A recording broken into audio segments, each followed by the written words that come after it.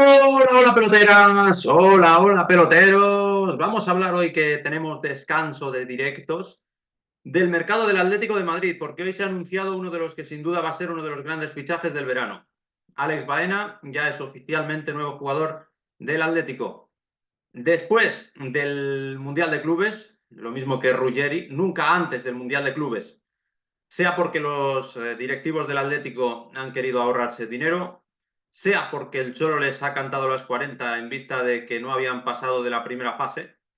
Lo cierto es que han llegado al empezar julio y no al empezar junio, que siempre va a ser antes que al empezar agosto, que ya es cuando la liga está al caer, como sucede muchos años y más con el periodo de adaptación que tienen los jugadores normalmente con Simeone. Además, se prevé que llegue próximamente Johnny Cardoso. Bueno, por Ruggeri yo no haría ningún vídeo porque no lo conozco demasiado y porque me parece que es un jugador que está todavía por abrir y es una incógnita. Es un lateral italiano que en la Atalanta ha sido algunos años más indiscutible que otros, es muy joven todavía, pero vamos, no creo que vaya a ser el líder del equipo, ni defensivo ni ofensivo. En cambio, Baena sí que va a ser el líder ofensivo o uno de ellos. Para mí es un fichaje de una dimensión muy parecida a la de Julián Álvarez el año pasado. Se comentaba si era más impactante el fichaje de Alex Baena o el de Julián Álvarez en ciertos foros colchoneros. Yo no sé qué deciros. Lo que me invito a deciros es que ellos solos no pueden ganar títulos, pero que si están en una estructura en la que estén bien acompañados y bien rodeados, son dos puntales dignos de cualquier ataque del mundo y juntos pueden ser letales, pueden ser detonadores y pueden ser muy resolutivos y muy impactantes.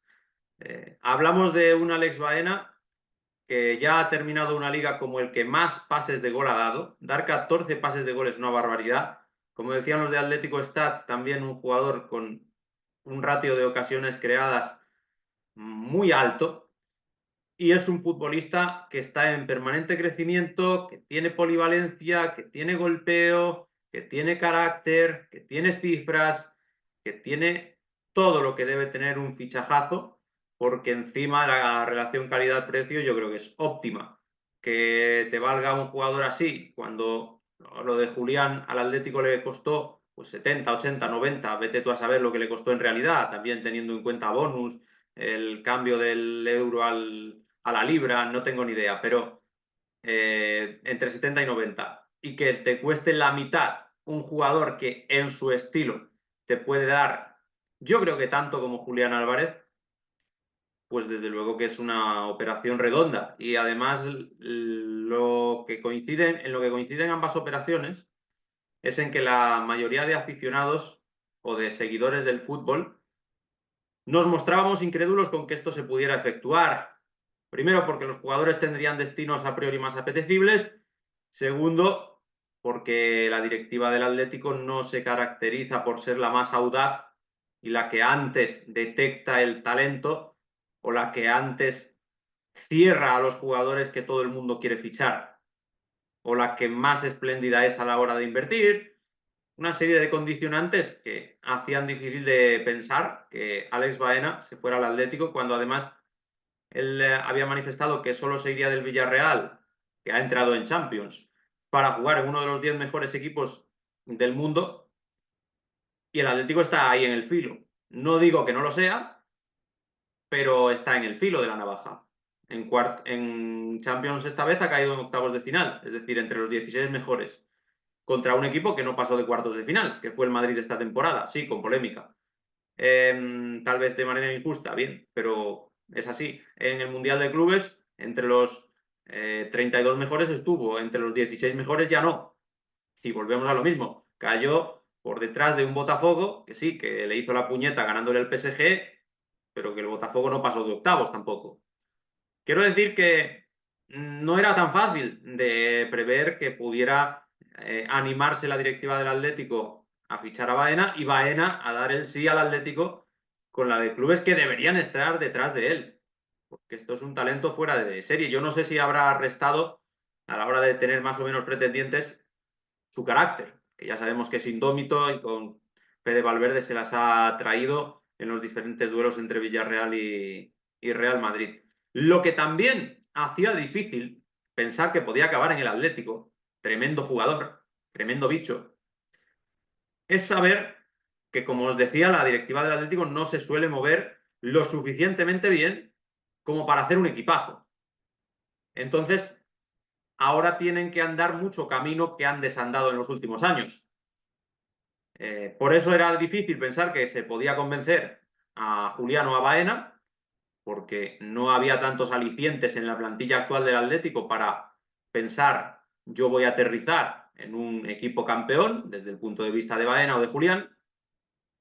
Y aún con esto, con estos movimientos, yo he hecho cuentas y no es por aguar el vino, pero a mí me sale que deberían llegar al Atlético para poder de verdad no fantasear y sí aspirar a competir de verdad contra un buen o muy buen Madrid y contra un buen o muy buen Fútbol Club Barcelona, deberían llegar en torno a entre 4 y 6 fichajes.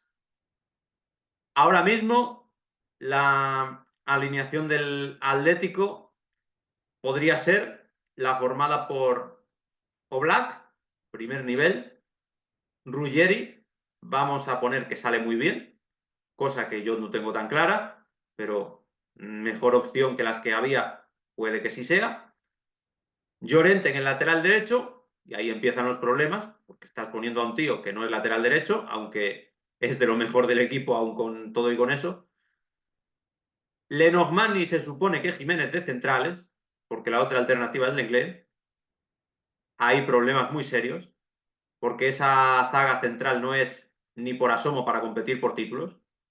Ninguno de los dos, diría yo. Centro del campo, pero bueno, todavía uno te puede camuflar si está bien protegido. En el centro del campo entiendo yo que con lo que hay, los titulares seguirían siendo, a pesar de los pesares, Barrios y De Paul. Después en la banda izquierda estaría Baena, en la banda derecha estaría Juliano y en la delantera estarían Julián y Sorlot. Los titulares, bueno, vamos a poner a Johnny Cardoso. Va. Johnny Cardoso en lugar de Paul. Johnny Cardoso Barrios, Juliano Baena, aunque no ha llegado Johnny Cardoso, por eso no lo metía. Pero bueno, se va a hacer oficial pronto. Julián y Sorlot. Bien, el 11 titular no está mal, pero claro, te falta un delantero mejor que Sorlot y te falta bastante en defensa. Porque lo ideal es que el Atlético no se hubiera hipotecado adquiriendo al Lenglet y quedándose con Griezmann. Porque estos son dos rémoras.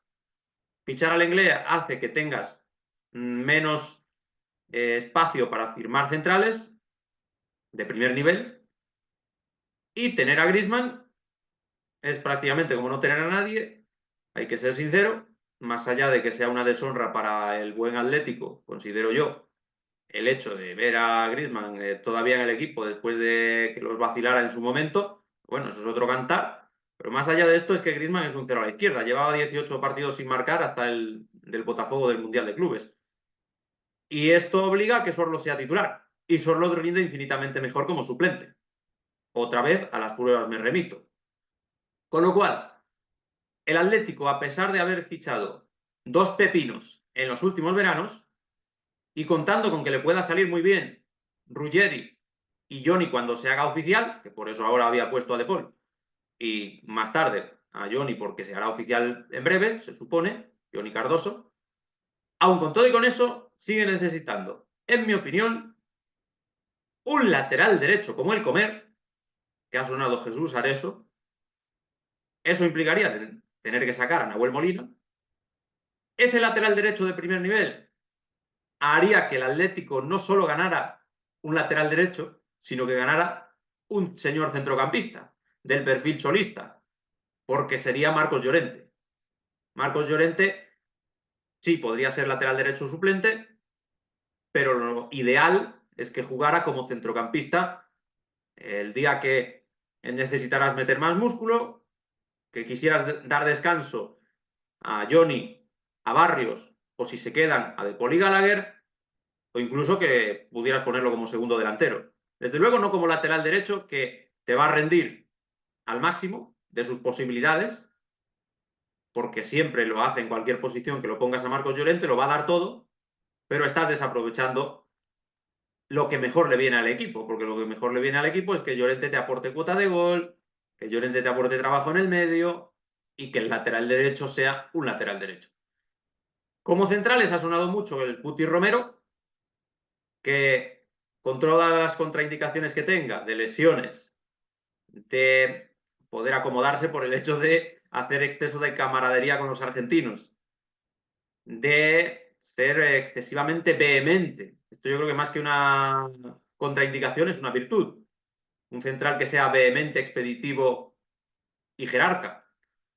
Con todo y con eso, es lo mejor a lo que puede aspirar el Atlético de Madrid y uno de los mejores centrales del mundo cuando tiene continuidad, sin ninguna duda. Lo demostró en la final de la Europa League, lo enseñó en los partidos posteriores del parón con Argentina.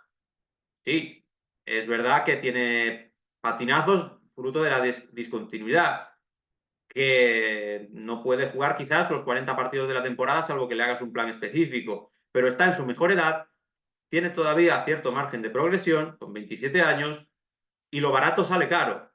Es decir, si por fichar un central barato como el inglés vas a tener que ponerlo toda la temporada, pues lo que resulta es que no vas a poder ganar nada, ni vas a estar más cerca de lo que has estado este año, por mucho que hayas fichado a Baena arriba.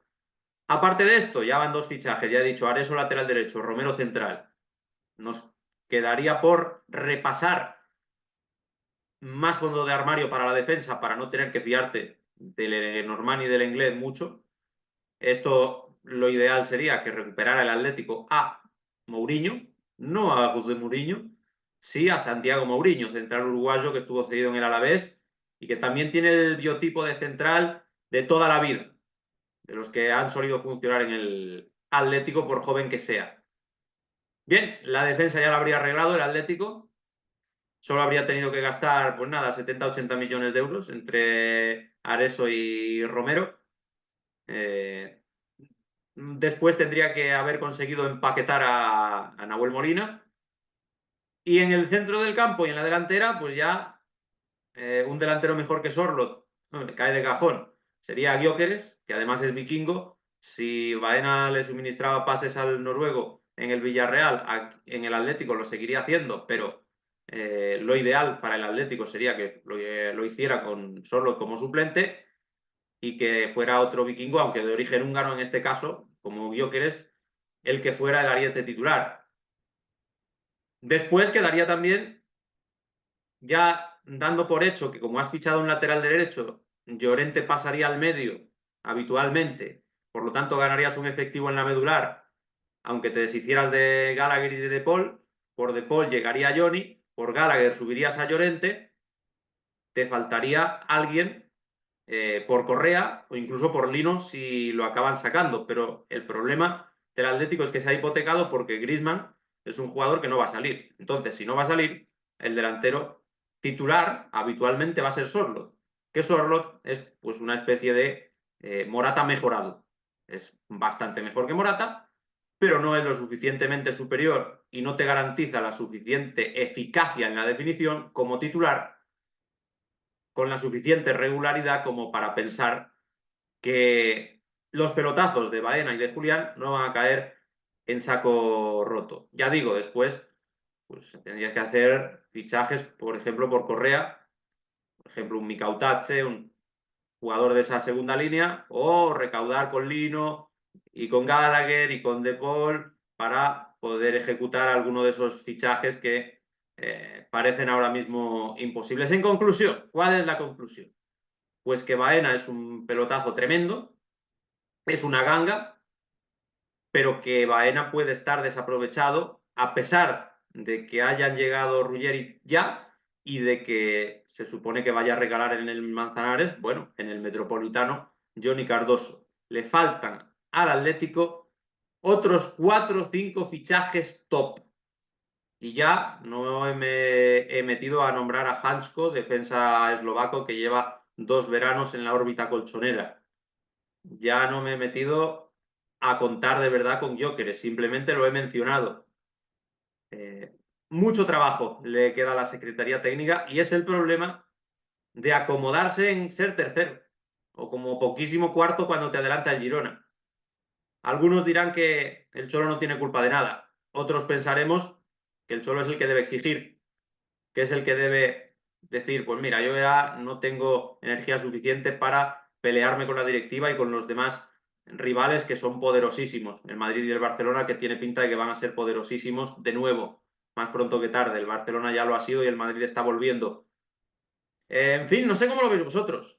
Quería hacer este repaso porque me parece que con el Atlético siempre hay ese debate. Y yo soy el primero que lo alimenta cuando llega marzo, abril y se queda descolgado de las peleas por los títulos. Y yo soy el que digo, es que no tiene plantilla para pelear por el título de Liga o de Copa o de Champions hasta el final. Pero es que al mismo tiempo, la paradoja es que tanto el Cholo intenta vender que sí, aunque en el fondo ya le va bien quedando tercero, o eso parece, como los aficionados del Atlético se llegan a creer que tienen un plantillón, pese a que a la hora de la verdad, cuando pierden, siempre se excusan en que no tienen tal plantillón. Entonces es todo un poco un sinsentido en el caso del Atlético. ¿Por dónde creéis que van los tiros? ¿Areso, Romero, Mourinho y sorpresitas arriba os parecería suficiente para que este año fuera el que el Atlético vuelve a quitarle una liga al Madrid y al Barça? Tened en cuenta que en 2014 ganó una, en 2021 otra, y dice el Cholo Simeone que quiere bajar de los 7 años de espera para conquistar la siguiente, puesto que entre el 96 y el 2014 pasaron 18 y entre 2014 y 2021 transcurrieron 7. Le quedan, para que eso sea así, 2 años de margen. O la gana en 2026 o la gana en 2027. Y tiene pinta de que el Madrid se ha reforzado hasta los dientes y tiene pinta de que el Barça, con palancas, con palancos, con jugadores que se revelan, que no se revelan, pero también lo va a hacer muy bien porque ya el refuerzo de Joan García. Hablaremos otro día del mercado del Barça, pero es un fichaje estelar. Podrá salir bien, mal o regular, pero es como lo de Baena. Son fichajes que en mi opinión no tienen ninguna rémora, ningún debate y ninguna contraindicación, pero que eso sí, si no se complementan, pueden sentirse un predicador en el desierto. Y ya sabéis, predicar en el desierto, sermón perdido. Espero que para vosotros esta oratoria, esta perorata no resulte un sermón perdido, que escuchéis, que compartáis, que difundáis, que interactuéis, dadle like, compartid, comentad. Nos vemos pronto y hasta la vista.